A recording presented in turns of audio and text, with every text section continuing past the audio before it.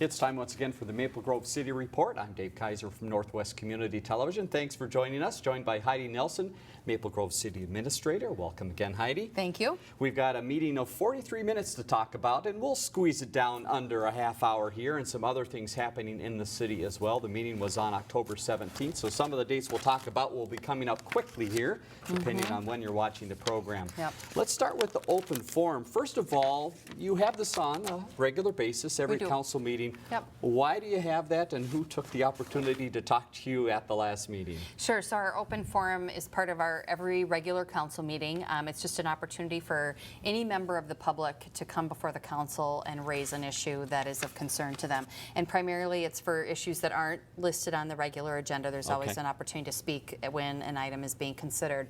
But this is really for items that are, of concern to a resident or the business community, community organizations, opportunity for them to come forward and present that issue to the city council. And something in most cases that people let you know ahead of time, so they'll make a call to you or someone at the city to say, we'd like to present some information. Yeah, oftentimes that is the case, and we always appreciate that. Gives us a heads up, and then usually we can sort of get ahead of it and get some research done and potentially have some answers to the questions or just some information to share with the council and the public about the issue. So a couple groups came forward on Monday night. One of them was the Partnership for Change. Talk a little bit about their program. Teresa Lunt with that program. They do have an event coming up on November 3rd at 6:30 p.m. and I believe that's at the community center. Correct. Yeah, and that is about the social host ordinance issue. And I do know that our Chief Warner is going to be involved with that program over at the community center that afternoon. Very good. So November 3rd at 6:30 p.m. Okay. The other issue was we have a home in the community off Inland Lane, kind of in the southwest area of the city. It's a home in the midst of a residential neighborhood that went through the tax forfeiture process, which is a rather lengthy process as compared to a home that's going through a foreclosure process. This is a home that has been going through tax forfeiture since 2010, so we're 6 years into this, which is the time frame that is allowed on a residential homesteaded property that goes forfeiture. So for a number of years, I think the bank was kind of keeping track of it, and they sort of gave up on it. And then as a city, we've been engaged since the beginning of 2015 out there doing some mowing, making sure the property is secured. We've had some issues with some people being in and out of the house. And I think one of the issues is when we go out as a city to do forced mowing on properties that aren't maintained, we sort of come in 4 times a year and cut the grass. It's not a highly manicured approach. It's more just to keep the weeds down and keep things to a dull roar. So I think there's been some disappointment in the neighborhood about that maintenance and upkeep, and certainly understandable. At this point, the house has now transferred over to Hennepin County's ownership. They'll be looking to auction this property in the spring. And the issue at hand is, how frequently is it maintained? There was some issues with trees that we're hoping to get after here in the next couple of weeks. There is some issues within the home. There's some mold to deal with. Unfortunately, those aren't issues that would allow us to condemn the property. This is really a home that's going to probably see some reinvestment and get returned to private ownership, hopefully in the spring. So I think we'll just kind of work cooperatively with Hennepin County here through the winter months until the spring to make sure that the house is secured, that if there's any immediate issues that need to be addressed, that we're taking a look at those. Very good. All right. Update on some of the items in the open forum. Moving to the meeting itself, there were some public hearings, and this is an annual occurrence dealing with some other things in the city that the city has to keep an eye on. Tell us about those. Yeah, so we always conduct these public hearings in the fall of every year, and they are to deal with delinquent utility bills that need to move through the process. Those get assessed out to taxes when they aren't paid. And then if a property is sold, that kind of gets cleaned up at that time. In addition, no different than the house we were just talking about, delinquent weed and tree cutting assessments. So when the city's has to go out and deal with it from a code enforcement perspective, whether it's to force mow a property or deal with a hazardous tree issue. A lot of times the city will take on that work and then we bill that back to the property, and again it gets assessed out to the taxes. So that's kind of an annual cleanup process that we do. In addition to that, we did our public hearing for adopting special assessments. So this is projects that are done throughout the year. We go through an assessment process to assess that benefit back to the properties. And again, that goes on the tax rolls. So All right. just kind of routine business, part of our annual process there. Not glitzy things, but things No. that have to be done. Now to the glitzy part, let's move on to community development. We've Sure. talked about this a few times. The Sycamore Commons development. Again, where is that? What stage of the process has it moved through now? Yeah, so this is a property that's just along the 494 corridor, just east of 494, just north of Upshur Smith there, right along 494. And it'll be just due west of the water tower. So Right. this is actually a piece of land that the city owns. We were approached by a developer that was interested in developing an office building, a nice two-story office building, and was interested in the 494 exposure. We went through a process as a city to determine what our need was for additional land there for our utility purposes, and determined that there was a portion of that land that was excess up against the 494 corridor and could be sold for development. Sure. So we responded to that request. The developer brought forward a very nice two-story office project. He has it fully leased to 2 tenants, one of them being Very a good. Maple Grove business, and so this kind of lines up with our goals of if there's an opportunity to have our businesses grow and expand in Maple Grove, we want to be Certainly. supportive of that. And then another business from the North Metro area that'll be moving into that building. So very nice office product. Steve Fisher's leading on this one. So this moved through the process pretty quickly. This was for concept and development stage plan, final plat, and then rezoning, and then involved in this too is the purchase agreement from the city. So Okay. their goal is to get in the ground yet this fall. Very good. So we'll see how they get going on that, but this will be kind of the last time the council sees this one. All right, very good. Keep your Yep. eyes on that area for development. Ken Ashfield had a chance to address the council to talk about some items, and he loves to talk transportation, so give us the latest update. There is good news, but There is. there's some tempered news as well. Yeah, it is the pinch time here Yes. in these road construction projects, and you can see it when you're out on the weekends. You know, they're working on the 610 project, they're working on the 494 project. Right. They're really trying to get these things buttoned up before the end of the season comes, which is generally right before Thanksgiving. So last weekend, some pretty substantial closures on the 494 corridor that caused a lot of backups in Maple Right. Grove. Unfortunately, that's going to be the case again this weekend. They've got some ramp work to do, and so you'll see some closures and detours this weekend on the 494 corridor. Again, Okay. information on our website about those Good. exact detours. But they're still working towards that Thanksgiving opening of the 494 corridor. The other project Very we nice. talked a little bit about is the Vicksburg project, which is actually primarily in Plymouth. Right. But that project, another really important north-south yes. corridor, October 25th is planned to be open. So that, provides another off valve to 494. So we're getting there. All right, and 610 fans, stay with us. We're going to Yep. mention 610 in just a couple minutes here. Let's talk about near 610, Elm Creek Boulevard and County 81. Yep. I understand the city is going to be touching base with the county to talk a little bit about that intersection and some recent crashes. Give us some background there. Yeah, so within the last probably 6 weeks, we've had a series of 4 crashes up at that intersection, one of them being a fatality. So take this very seriously. We want to take a look at what's going on up there that's causing this number of crashes in a short period of time.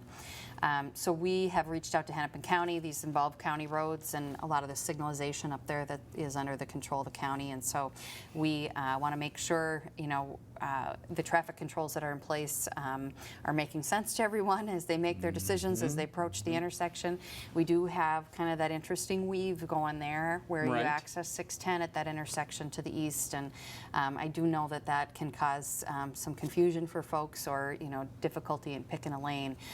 So we're going to be taking another look at that intersection, but Okay. certainly of much concern to the City Council and to Hennepin County. Very good. We'll keep you up to date on that. And under your report, just a quick item, we'll talk about candidates in just a second, but the Cable Commission that serves Maple Grove and Yeah. the surrounding area, some news that's happening this week, the week of the 20th. Tell us about CenturyLink. Yeah, so the Cable Commission here, which Maple Grove is a part of, they are going to be considering having a public hearing on a new cable franchise agreement, and this will be with CenturyLink. And, I think the good news is it brings some competition in the cable market to Exactly. this Northwest Metro region, which we know a lot of residents are very interested in. And it's been a tough it's tough to get into that competitive business Yes. because there's generally requirements that they serve the same geographic areas that the current provider is serving, and it's a costly program to build out all Right. the capital expenses associated with building out that system. So I think the Cable Commission did a great job in negotiating this new franchise. I think they got some really value-add things in that.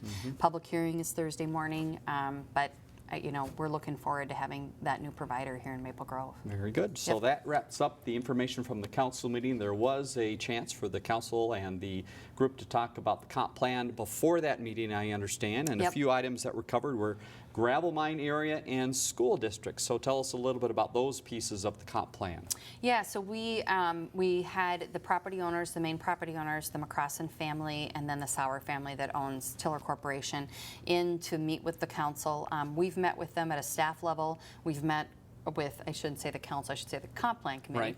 Right. The comp plan committee had met to talk about the gravel mining area, so this was sort of a chance to pull that all together and get some consensus around where we're heading with the land use, which is really sort of shifting to more of an office and industry use east of the Fountains area. Okay, So sure. not really no more focus on retail over there. There could be some service retail that would service the development that might occur, but it's really going to be a focus on job creation, and really it's that prime space along the interstate that we're really looking for kind of a big office user. So Right. good meeting, good consensus around that, and so Okay. we'll continue to move forward with defining that land use and the code for Okay. the gravel mining area.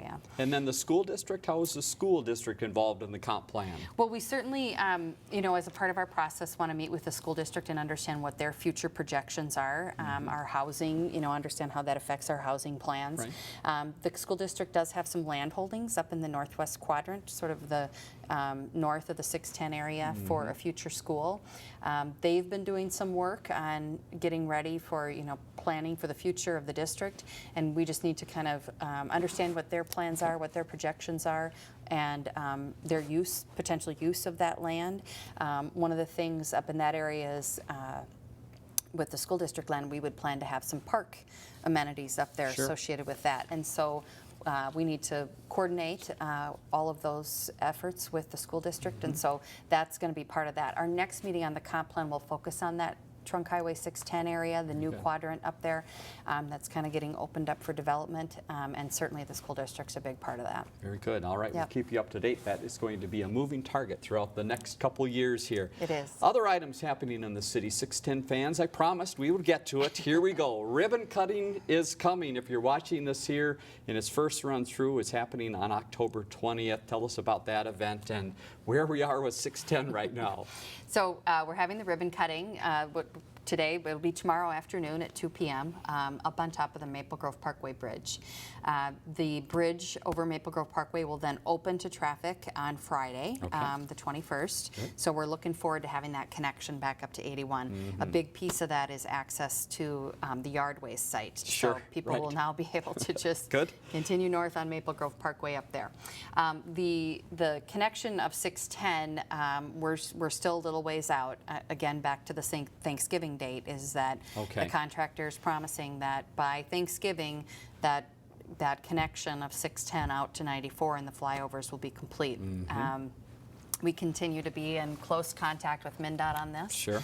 We want to see that improvement completed and that connection made by Thanksgiving. But so this ribbon cutting, try to get it in before the weather gets too untenable out there, and we can be up on top of the bridge and celebrate. And this really is quite a celebration of a milestone. The planning for this highway improvement really started in the 60s. Right. And so here we are in 2016 finally making that connection. And the guests go beyond the city, so this is something that guests They from do. throughout the state will be coming. Absolutely. The governor will be there and speaking. Lieutenant Governor will be there and speaking. Our local state House and Senate representatives will be there. Our United States senators have been invited. Congressman Paulson will be there speaking. So this is a big day and a big celebration. So we really want to thank them for all their support. There's been a lot of federal and state funding that's been involved, all the way from 35W over to 94 here. So this is a pretty big day for all of the cities across the North Metro. Very good. All right. The date is coming soon here. It is. Leadership Academy. The city reaches out and works with the Chamber of Commerce in a unique way to help share a little information about the city and help promote leadership. Tell us about the event coming to the City Hall. Yeah, so this Friday morning, we will host the Leadership Academy at City Hall at our government center there. And the mayor will kick it off with a welcome and some information about our facilities there in Maple Grove. And then we're going to provide them kind of an overview of the work that the city's doing on our various goals that we have adopted. And then provide some insight on current development activity, transportation projects, and some of our park and recreation programs. So fun opportunity to engage with a number of members from the community. All right, speaking of the business community, if people need a job, the city may be a good place to look. Tell us about some of the opportunities coming up here with the change in seasons. It means employment opportunities. Yeah, we always have temporary positions available through our Park and Rec program, and those are involved both at the community center, at Central Park, so lifeguards for the teen center, our maintenance facility, maintenance roles, and then customer service. And then our ice skating rinks start to get open in December. So we're always looking for those temporary positions. I think at last count we had 20 positions that were open.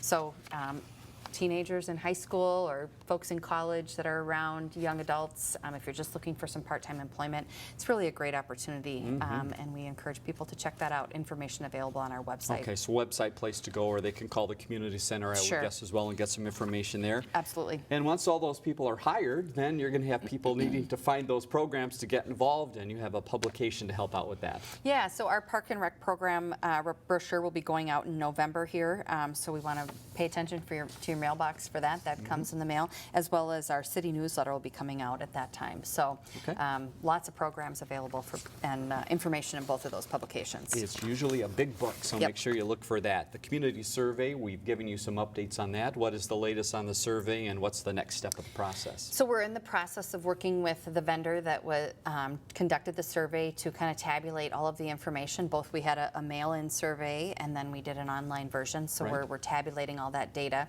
We hope to have reports about that information to our city council here over the next 6 to 8 weeks, and then hopefully present a final report in January, right after the first of the year. So happy to have that kind of finished up and look forward to seeing those survey results. Very good. Farmers Market, it's the changing of the seasons of the market. So one more chance, again, if you're watching this early, to be outdoors, and then it moves indoors. Give us an update on the fun happening outdoors here in October. So this is our last outdoor market, Thursday, October 20th, but it's the fun tradition that kids are invited to wear their Halloween costumes and trick or treat at the vendor booths throughout the market. Time for that is 3 to 6 p.m. We're getting dark a lot earlier now, so that time has been scrimped up. But yeah, this is the last outdoor market of the season, so rounding that out.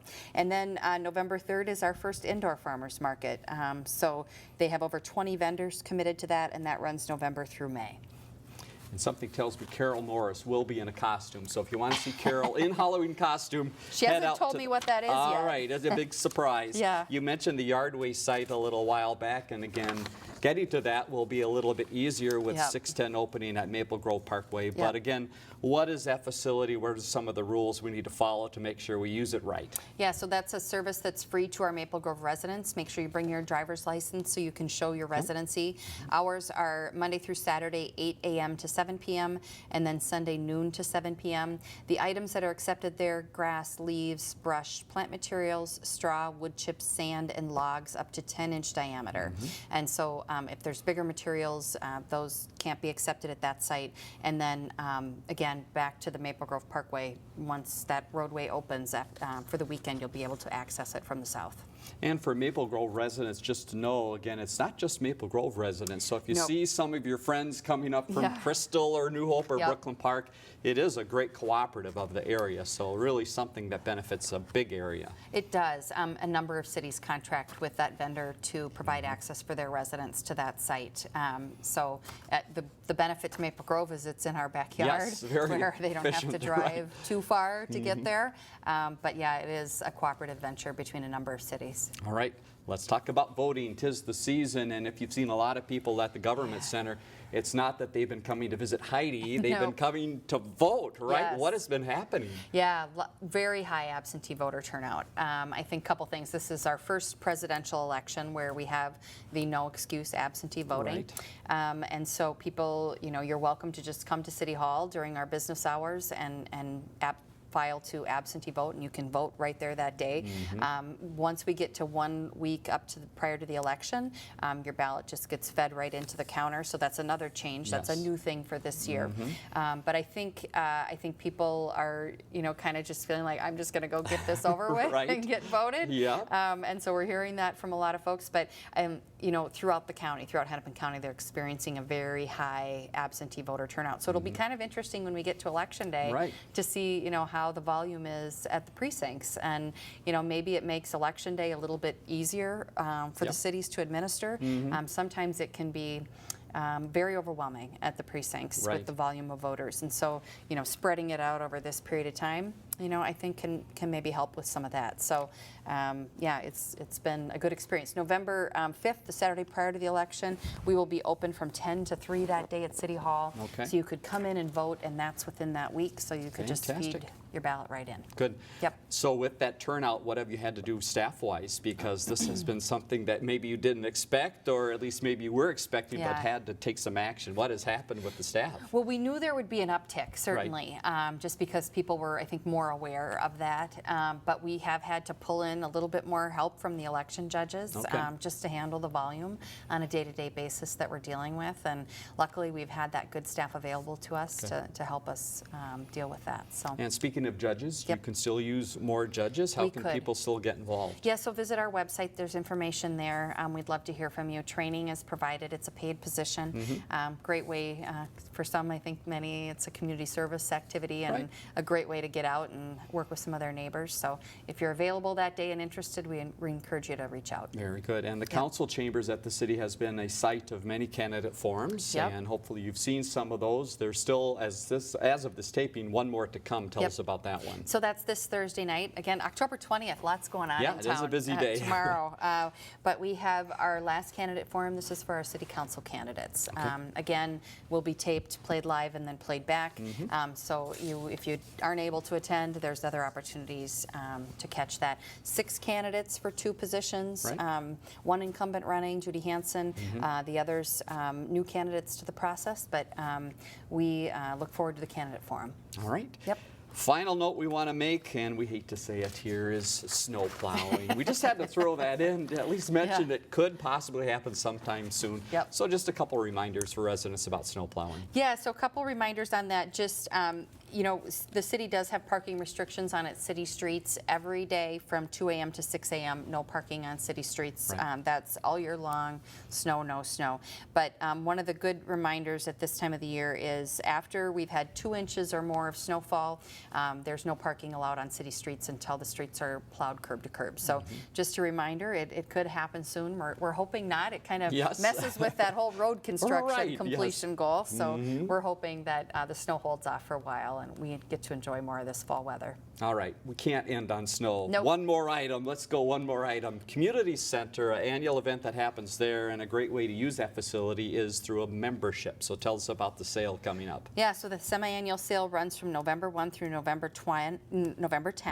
Prices are reduced 15% off the regular rates, and you can get an all-building membership or just the pool only. So we encourage people to check that out and get their membership set up for 2017. Yeah, fantastic facility and very well used. Heidi, thanks again for all the information. You're welcome. Let's leave you with some contact information. We have covered a lot, so you might want to go to the website a few times this next week to get all that information.